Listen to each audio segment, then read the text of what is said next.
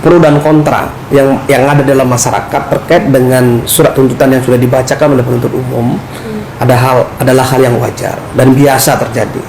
Ya, ada yang bilang terlalu tinggi, ya, ada yang bilang terlalu rendah, ya, ada yang bilang tidak adil. Ya, tentu kita mengapresiasi, menghargai pendapat masyarakat. Ya, kita tidak bisa menafikan karena perkara ini adalah perkara yang sangat-sangat menarik di masyarakat. Ya. Nah, mengenai tadi ada suatu tuntutan, perbedaan tuntutan di masing-masing terdakwa, 5 terdakwa yang kami ajukan, ya, yaitu PS Verdi Sambo mendapatkan seumur hidup, ya. Terus Eliezer, ya, mendapatkan 12 tahun, PC Kuat Ma'ruf dan Riki Rizal mendapatkan masing-masing 8 tahun, ya kan. Ini tentu ada hal-hal yang dipertimbangkan oleh penuntut umum, ya, antara lain, ya, kita melihat dari sisi peran masing-masing pelaku, mensrianya, ya kan, sehingga kami membagi 3 klaster. Ya. Klaster pertama adalah orang-orang atau pelaku atau terdakwa yang secara langsung, ya, menyebabkan menghilangkan nyawa orang lain.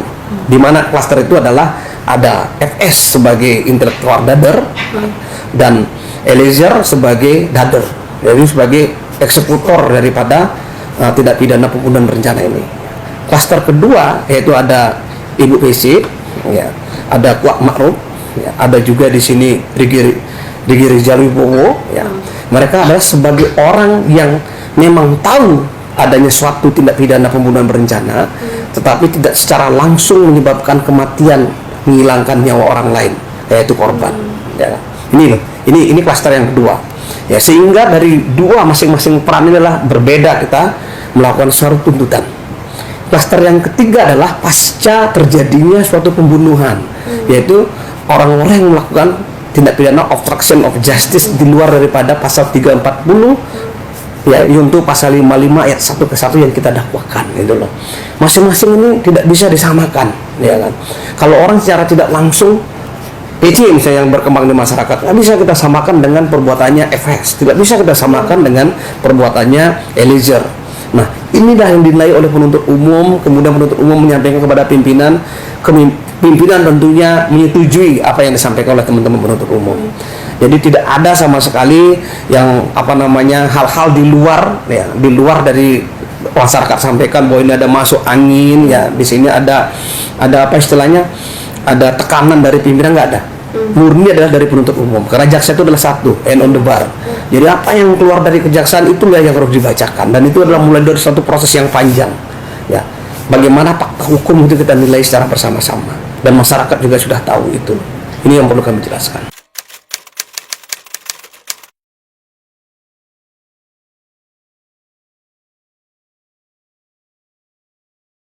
Ketiga orang ini kenapa mendapatkan tuntutan yang sama menurut penilaian kami penuntut umum, ya kan, gitu ya. Karena mereka 3 orang ini adalah jadi rumpun klaster yang kedua.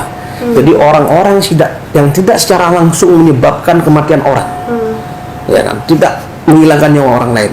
Tapi rumpun pertama menjadi sempurna satu tindak pidana pembunuhan berencana itu adalah karena mereka yang menyuruh melakukan dan dieksekusi, ya, sehingga menyebabkan hilangnya nyawa orang lain.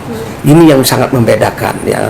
Nah, rumpun yang kedua ini mereka tidak berbuat untuk melakukan satu tindak pidana secara langsung, tapi dia mengetahui satu tindak pidana dan mengetahui suatu proses perencanaan, tapi tidak berbuat apa-apa untuk menghentikan, apalagi tidak menghalangi atau memberikan saran agar tindak pidana itu terjadi. Seperti itu.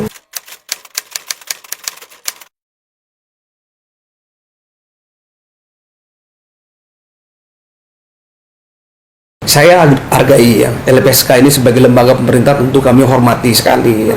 Saya mengapresiasi semua proses persidangan, pengamanan terhadap diri terdakwa dari Baradahe sampai saat ini juga berjalan dengan baik, itu kami hargai.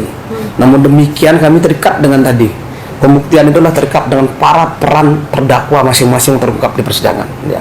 Pertama itu. Yang kedua, kita lihat dulu secara yuridis, ya. Secara yuridis itu seperti ini. Apakah pembunuhan berencana secara limitatif diatur di dalam Undang-Undang LPSK adalah berhak mereka diberikan, ya, itu diberikan justice kolaborator. Kan itu kita kaji, ya, ternyata di dalam undang-undang secara limitatif tidak ditegaskan bahwa pembunuhan berencana itu sendiri, ya, bukan merupakan daripada tindak pidana tertentu sebagaimana surat edaran Mahkamah Agung nomor 4 2011 ya. Yang dimaksud tindak pidana tertentu itu Mbak secara tegas sudah dijelaskan di sana, yaitu tindak pidana yang terorganisir. Apa itu? Tindak pidana narkotika, korupsi, tindak pidana TPPU, tindak pidana pencucian uang, tindak pidana trafficking, yaitu penjualan orang. Ini yang diatur itu loh. Khusus perkara pembunuhan berencana secara limitatif atau secara tegas tidak diatur mengenai itu. Itu satu.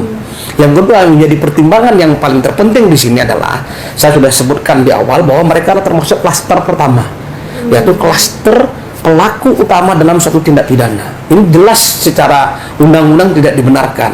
Namun demikian, nah ini loh, rekomendasi ini kami hargai dan kami akomodir dalam surat tuntutan, sehingga Baradae ini mendapatkan keringanan hukuman daripada pelaku utama, yaitu Ferdy Sambo.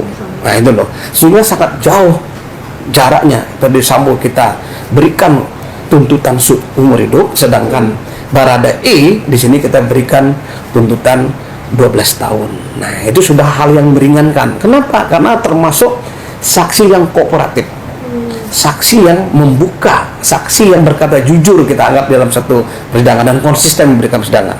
Kalau seandainya dia tidak melakukan itu, kita samakan mungkin tuntutannya dengan Ferdy Sambo itu dong. Nah, jadi selama ini yang berkembang di masyarakat bahwa mereka ini bisa tidak dipertanggungjawabkan secara pidana. Nah itu ada di dalam satu tindak pidana pasal 44 sampai pasal 52 KUHP. Itu berbeda sekali dengan JC. Berbeda sekali. Karena pertanggungjawaban pidana pasal 44 sampai pasal 52 KUHP itu adalah itu menghilangkan pidana dan tidak harus di pengadilan.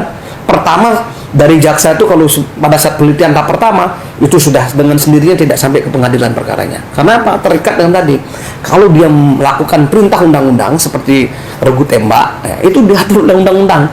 Ya, dan mereka tidak akan dihukum karena undang-undang yang memerintahkan dia untuk melakukan menghilangkan nyawa orang lain. Tapi kalau ini melaksanakan perintah jabatan tidak tepat juga, karena tidak melaksanakan perintah jabatan yang sah itu tidak ada sampai menghilangkan nyawa orang lain, ya kan? Nggak ada. Nah, inilah yang sering disampaikan di beberapa media, ini tidak sama dengan pertanggungjawaban pidana dengan GC, sangat berbeda.